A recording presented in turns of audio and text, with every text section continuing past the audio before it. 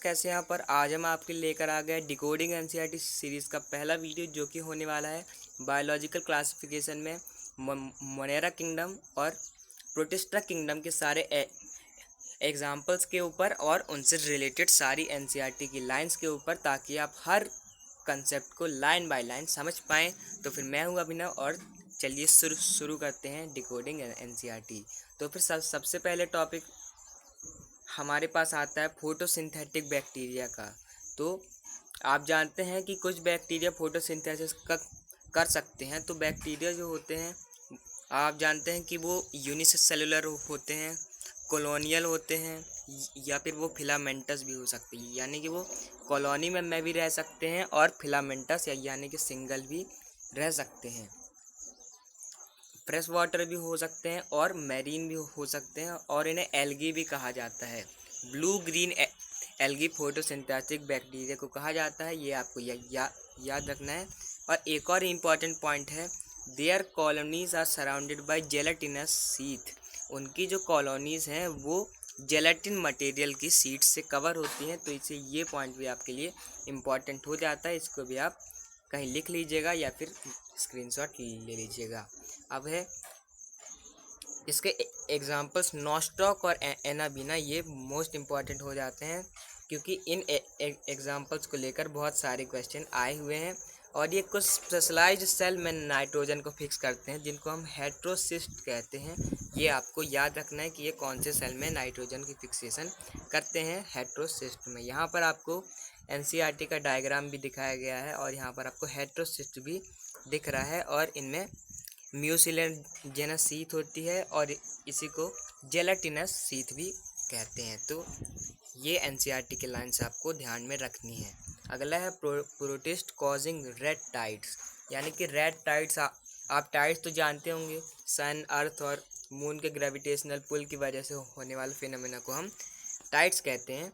तो ये mostly marine और फोटोसिंथेटिक होते हैं, और इन्हें हम कहते हैं डायनोफ्लैजिलेट्स।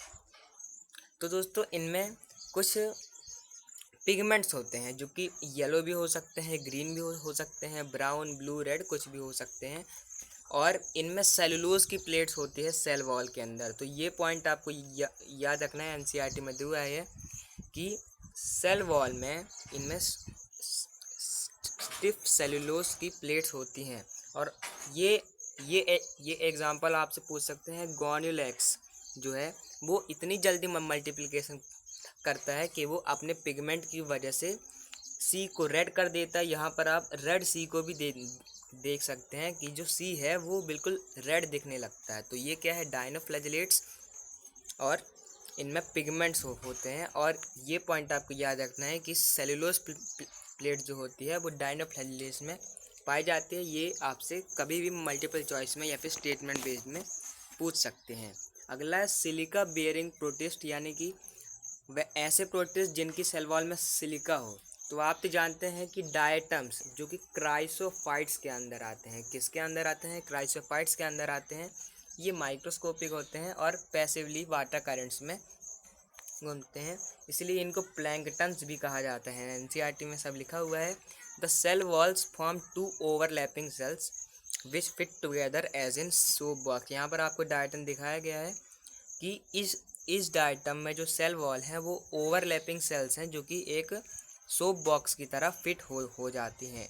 इनकी वॉल्स में सिलिका होता है, इसीलिए इनकी वॉल को हम तोड़ नहीं सकते हैं।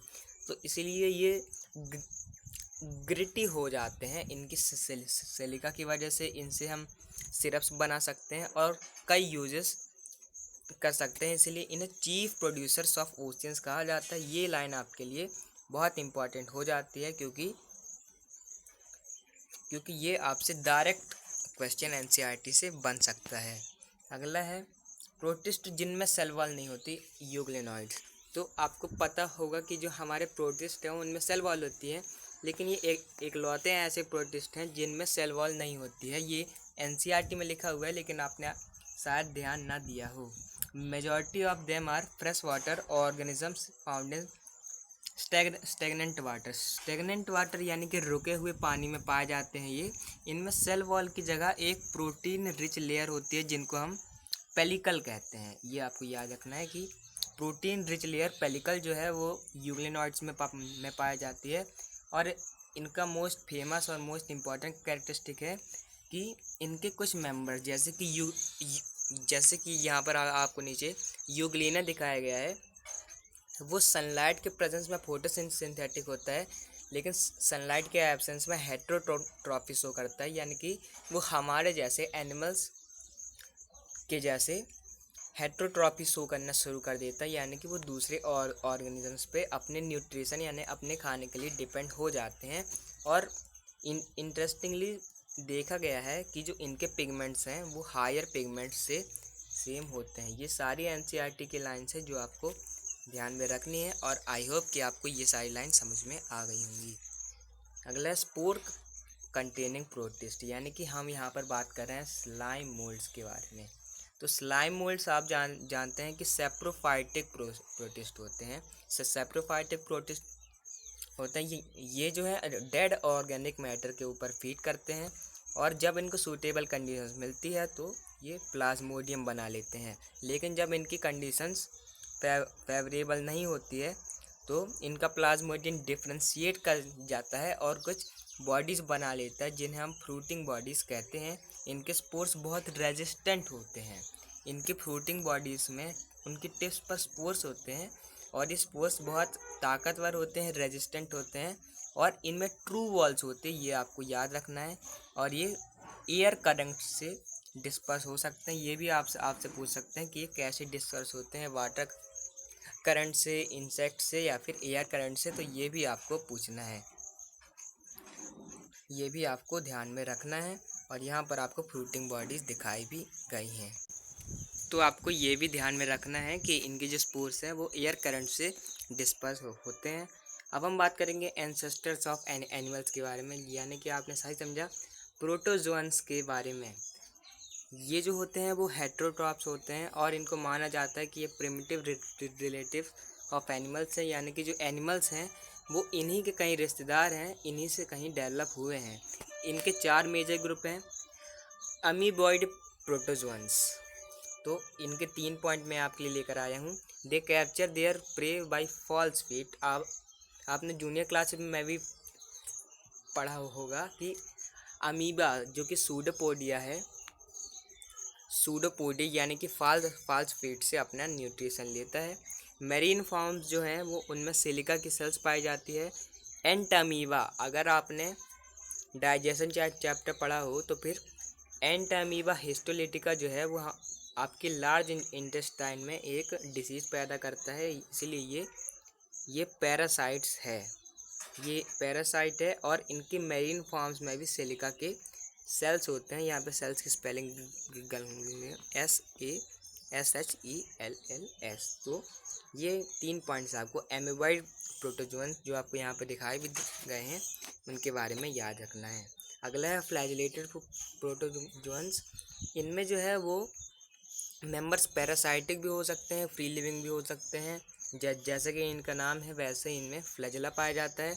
इनके पैरासाइटिक फॉर्म्स में स्लीपिंग सिकनेस जैसी खतरनाक बीमारियां भी पैदा करते हैं, जैसे कि यहाँ पर आपको दिखाई रहा है। ये पीछे का स्ट्रक्चर इनमें आपको फ्लैजिला यहाँ पे दिखाया गया है। जैसे जो ट्रिपैनोसोमा जो है, ट्रिपैनोसोमा पैलाइडम, ये आपको इसका एग्जाम्पल ये याद रखना है, फ्लैजिलेटेड प्रोटोजोअन्स का एग्जाम्पल है। अगला सिलिएटेड प्रोटोजोअन्स, इनमें एक्वाटिक होते हैं, ये इनमें सिलिया होते हैं, थाउजेंड्स ऑफ सिलिया इनमें पाए जाते हैं। और एक बहुत ही फेमस प्रोटोजोअन पैरामीशियम इनका मेंबर है। इनमें एक कैविटी होती है बॉडी सरफेस के बाहर, गुलेट। तो जैसे ये सिलिया के साथ चलते हैं कि जो फूड है वो गुलेट में अच्छे से टूट जाता है, मिक्स हो जाता है, जिससे ये अपना खाना पचा पाते हैं। आगे है स्पोरोजोअन्स। स्पोरोजोअन्स जो होते हैं इनकी लाइफस्टाइल में एक इन्फेक्शियस स्टेज भी आता है, जैसे कि आपने प्लाज्मोडियम के बारे में सुना होगा, मलेरियल पैरासाइट। अब ह्यूमन हेल्थ एंड डिसीज़ में इनकी 2-3 स्पीसीज़ के बारे में पढ़ते हैं, वाइवैक्स फाल्कीपुरम, यहाँ पर आपको वो दिखाई भी गया है। तो ये स्पोरोजोअन्स है, इनकी लाइफ में स्पोर्स का बहुत ही इम्पॉर्टेंट रोल है। और ये भी हमारे एनिमल्स के एंसेस्टर यानी कि प्रोटोजोअन्स में भी आते हैं। तो फिर ये एनसीईआरटी की डिकोडिंग या फिर एनसीईआरटी का एक्सप्लेनेशन आपको कैसा लगा? Thanks for watching, like comment share. Thank you, जय हिंद।